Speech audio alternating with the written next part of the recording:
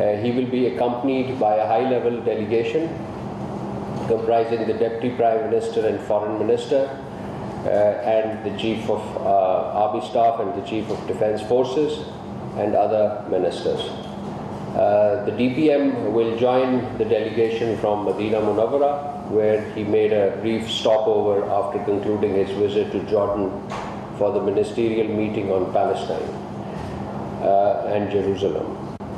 During his visit to Jordan for the ministerial meeting on Palestine and Jerusalem. During the visit to Saudi Arabia, the Prime Minister will meet His Royal Highness Prince Mohammed bin Salman bin Abdul Aziz Al Saud, the Crown Prince and the Prime Minister of Saudi Arabia. Discussion will focus on consolidating the Pakistan-Saudi Arabia bilateral relationships, as well as exchange of views on areas of regional and international developments of mutual interest.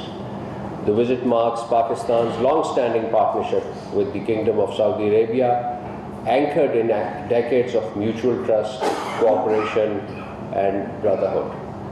Although taking place against the backdrop of heightened tensions in the Gulf, the visit will carry immense significance beyond the immediate crisis and short-term considerations.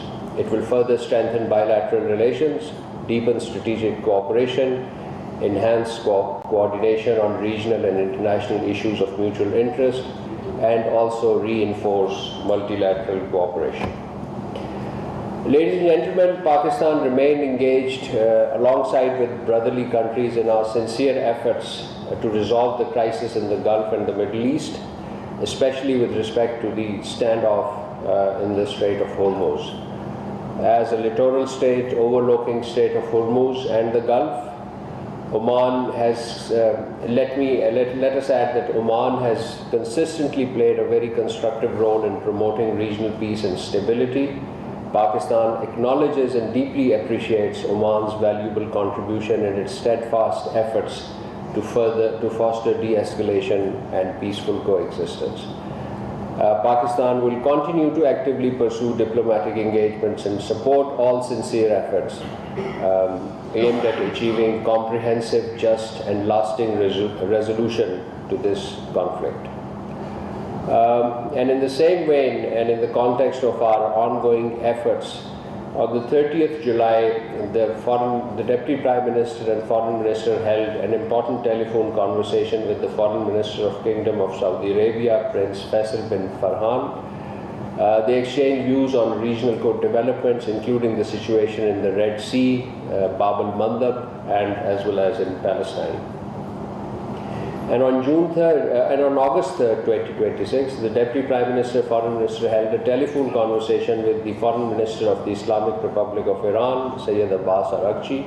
The two leaders discussed regional and international developments, including deteriorating situation in the occupied Palestinian territories in East Jerusalem. The DPM also invited the Foreign Minister of Iran to visit Pakistan.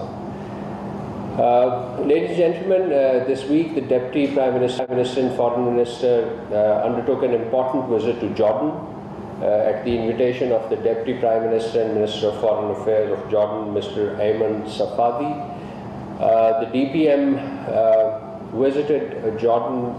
Most of his activities were on the 5th of August to participate in the ministerial meeting on Jerusalem. So this was the primary purpose. The meeting brought together Arab League member states and selected Islamic countries to coordinate a unified response to the deteriorating situation in the occupied Jerusalem. Pakistan's participation reaffirmed our steadfast support for the Palestinian people and its commitment to establishment of an independent, sovereign, contiguous state of Palestine as per pre-1967 borders, with Al-Quds al-Sharif as its capital. On the sidelines of the meeting, the Deputy Prime Minister, Foreign Minister held bilateral meetings with the Foreign Minister of Jordan, Turkey, Egypt, Algeria, Iraq, and Somalia. The Foreign Ministers of our four countries, R4, as you know, ladies and gentlemen, is a grouping of four countries comprising Pakistan, Turkey, Egypt, and Saudi Arabia, So these foreign ministers of these 4 countries met for the 5th time since the inception of this group. The meeting took place in Jordan on the 5th of August.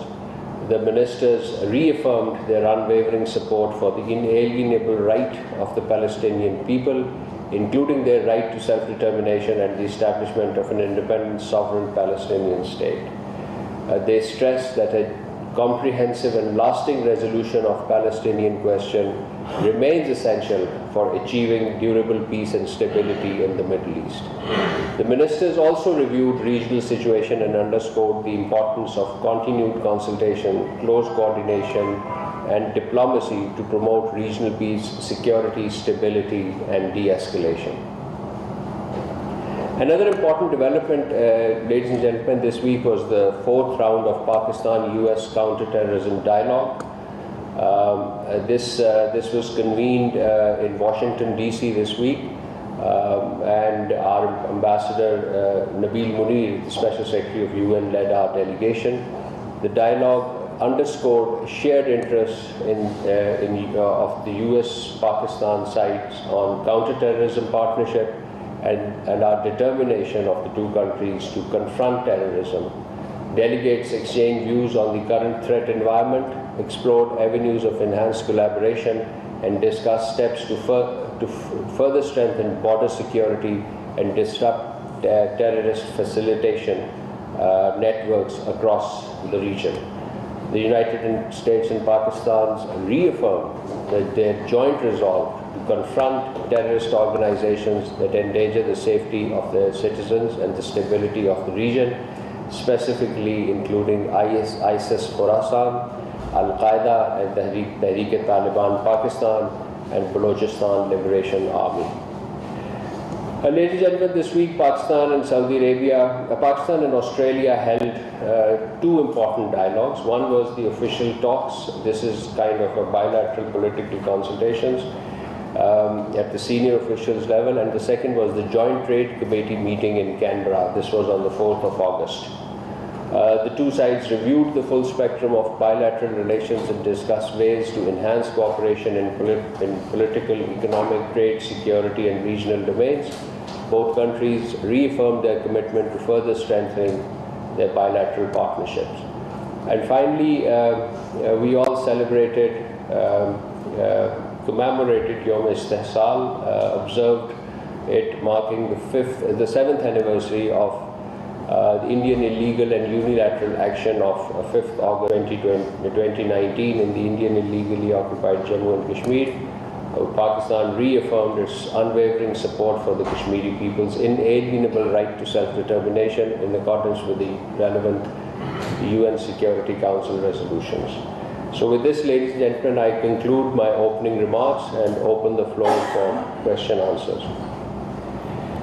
Ji Saleh Zafar sir. Thanks, Raja.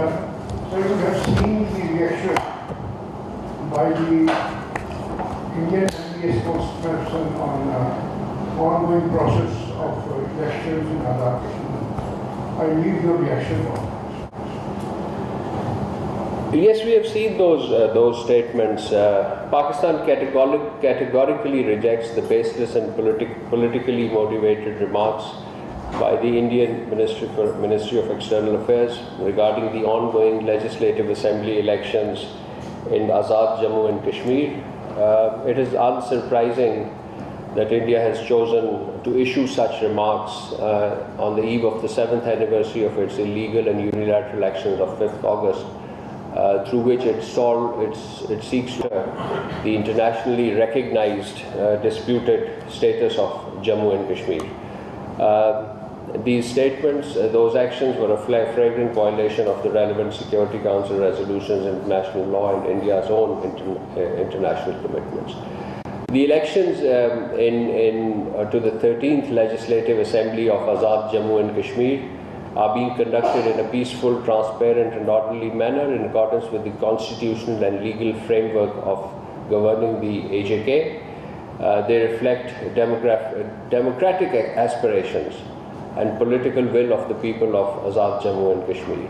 India has neither the legal standing nor the moral authority to comment on democratic process in HK, while it continues to deny the people of Indian illegally occupied Kashmir the fundamental political rights and democratic freedom.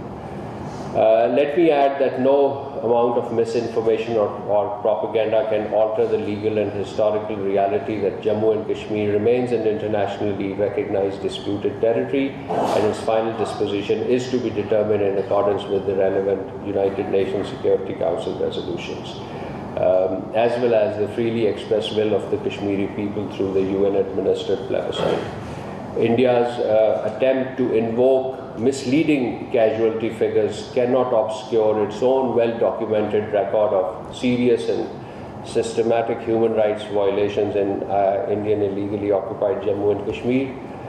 These includes and are well documented, including extrajudicial killings, arbitrary detentions, enforced disappearances, effective punishment, and restriction of fundamental freedoms, and more significantly alter the demographic composition in the occupied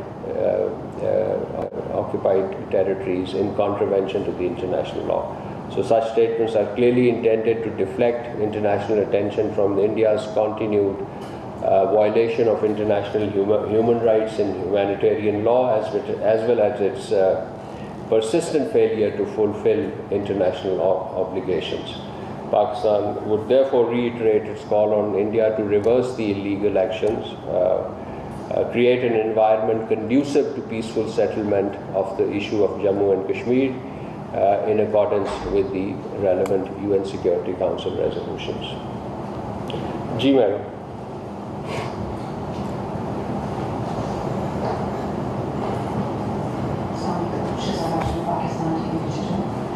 I wanted to ask if Pakistan has had any official contact or engagement with Bangladesh since yesterday's address that was there of the exiled Sheikh Hasina and the son. There were some comments made about Pakistan. Have we had any engagement with that, or are we still considering it an internal issue for Bangladesh? Well, of course, our diplomatic engagement with Bangladesh continues. So they are not bound by one single event, or bound or constrained by one single event. So I'm sure the diplomatic engagement between the two sides through normal diplomatic channels in Dhaka and Bangladesh and Islamabad are continuing, and we are aware of the developments, particularly with reference to the event yesterday. We do not interfere in internal affairs of other countries, and as such, we do not have any comment to offer. The fact that this statement was made from India is a matter between those two countries, Bangladesh and India. Let me add that people of Bangladesh are fully capable to resolve issues independently without external interference. We respect their sovereign choices and will continue to cooperate with them in the journey towards progress and prosperity. Ji, Anas.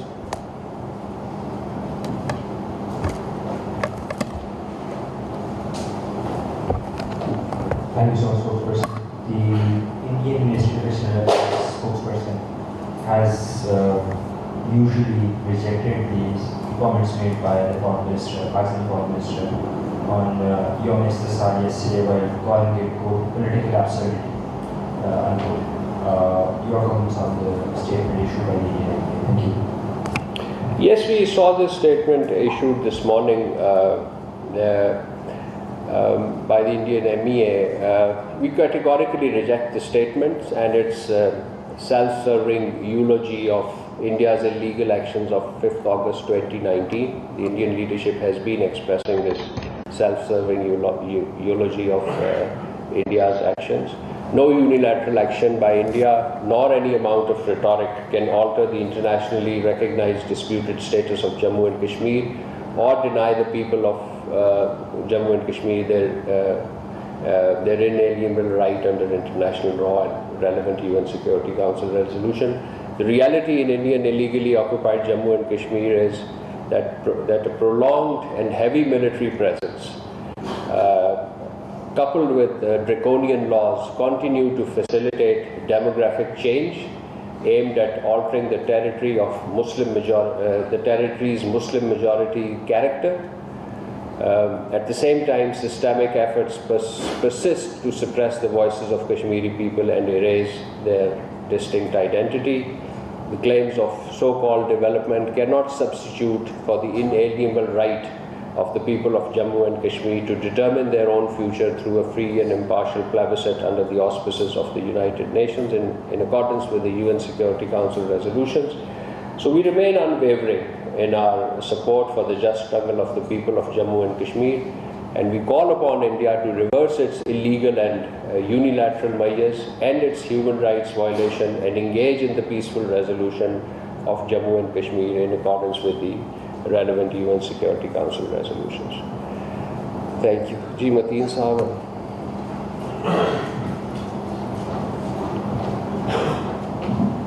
Thank you, Ambassador Andabi Sahab. This is back to Jammu and Kashmir. Yesterday, at a news briefing in United Nations headquarters, UN Deputy Spokesperson endorsed Pakistan's narrative and Pakistan's position on 5th August 2019 unilateral actions taken by Government of India, and said